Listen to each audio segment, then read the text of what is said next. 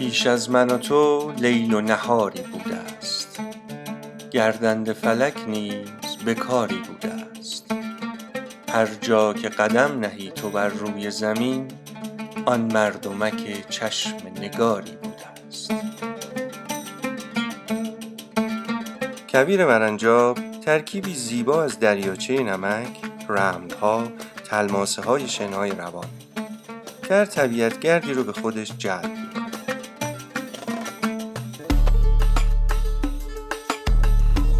بگذریم از این که کاروانسرای شاه عباسی اثر تاریخیه و اگر بخوای بیشتر تو دل کویر بری، مناظر عجیبم پیدا می‌کنی. مرنجاب سرآغاز اولین سفر طولانی زندگیم بود به سمت بلوچستان و در ادامه نوار ساحل جنوبی ایران از چابهار تا بندرعباس که بیشتر از 5 هفته طول کشید. سفری که بعد از پایانش دیگه اونی نبودم که شروعش کرده. کویر مرنجاب کاشان تو فاصله 4-5 ساعته از تهران قرار داره و با اون که یه آزادراه بزرگ مسیر رفت و آمده، اما زیبایی‌های خودش هم داره. اونجا گیت داره و مبلغی هم برای ورودی میگیرن. امکانات تفریحی معقولی هم هست، از اجاره ماشینای آفرود که یکی از تفریح‌های اصلی اونجا حساب میشه تا کافه و رستوران و بومگردی. البته معروف‌ترینشون همون کاروانسرای شاه عباسیه که در واقع یه هتل تو دل صحراست. از گیت ورودی تا کاروانسرا حدود 40 کیلومتر جاده خاکیه که با ماشین سواری هم میشه رفت و پشت کاروانسرا جا برای چادر زدن هم هست. سرویس و آب آشامیدنی هم داره. کویر مرنجاب ساعت 2:20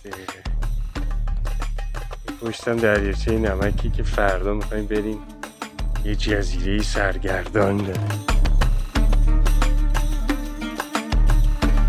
وسط دریاچه نمک کوه‌های دیده میشه که از دور به نظر جاشون تغییر میکنه که البته به خاطر بازی نور تو صحراست.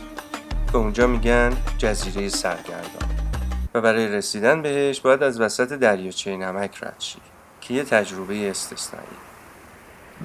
بالاخره راه افتادم 20:09 داریم میریم به سمت دریاچه نمک و جزیره سرگردان. اون کاروانسرا همون پشت کتش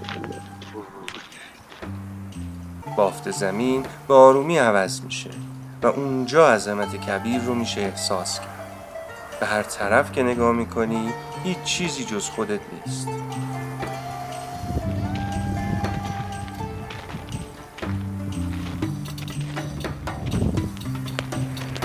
جزیره سرگردان دورتر از اونی بود که فکر میکردم و اونقدر هم جایی برای دیدن نداره، ولی رسیدن بهش خیلی جذاب.